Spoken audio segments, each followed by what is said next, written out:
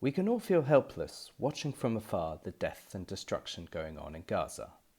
However, there are ways we can help. One is to support the organizations making a difference, on the ground, in people's lives. I've highlighted 3 organizations, one Palestinian, one Israeli, and one co-founded by an Israeli and a Palestinian.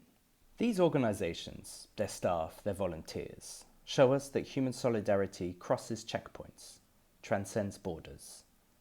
That despite what you may be led to believe, Israelis and Palestinians can and do work together. That a lasting, mutually respectful peace is possible. These people are inspiring, guiding lights in times of darkness. Check out the video description for the links. Alaa al-Dali was an Olympic hopeful cyclist when his leg was shot by an Israeli sniper in 2018. The damage was so extensive that he had to have his leg amputated from the knee downwards. But that didn't deter him. He established an amputee cycling team within Gaza, naming it the Gaza Sunbirds. Since the war broke out in 2023, the Sunbirds have put their training aside and been carrying out vital food aid distribution to their communities, on their bikes when possible. The longer the war goes on, the more difficult their job has become. Recently, they have started holding pizza parties every Friday, bringing a smile to the children and youth in displacement camps. With over half of the Gaza population under the age of 18, this is much needed. As they say on their website, there is no reason aid shouldn't be fun. Check them out on their social media, where they try to bring some light humour to the darkness they are living in. After the death of his son, killed by Hamas militants in 1993 while on reserve duty in Gaza, Yuval Roth joined the PCFF, the Parents Circle Families Forum, a joint Israeli-Palestinian organization of bereaved Palestinians and Israelis, all of whom have lost an immediate family member to the ongoing conflict. Despite their grief, the members have chosen to transform their pain into a force for reconciliation, dialogue and peace. Through the PCFF, Yuval met a Palestinian living in the West Bank who asked him if he would do him a favor and transport his brother, a cancer patient, from the border crossing to a hospital in Israel. With the West Bank being subject to military occupation since 1967, transport from the border crossings to the hospital is a serious logistical and expensive obstacle, even if the treatment is paid by the Palestinian Authority. Yuval was more than happy to help his new friend, and quickly realized there was a need for patients' families for this service.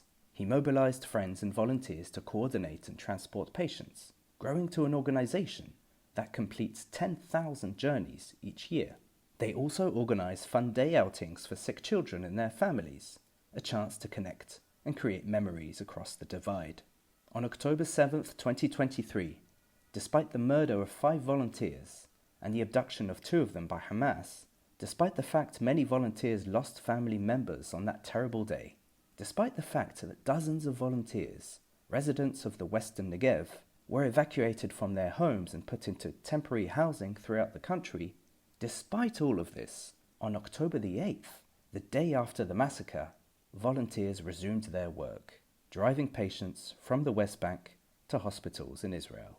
It was through another cross-divide dialogue initiative that Seba Abu Daka, a Palestinian from the Gaza Strip, and Tom Kellner, an Israeli from Haifa, met at an event organized by a facilitator trained at the School for Peace, an educational and political institution in Wahat al-Salam, in Arabic, or Nev Shalom in Hebrew, which aims to promote peace and justice, and to create an equal footing between Palestinians and Israelis. Abu Daka and Kellner, both living in Germany, realized they had something in common: the will to help those in Gaza affected by the war.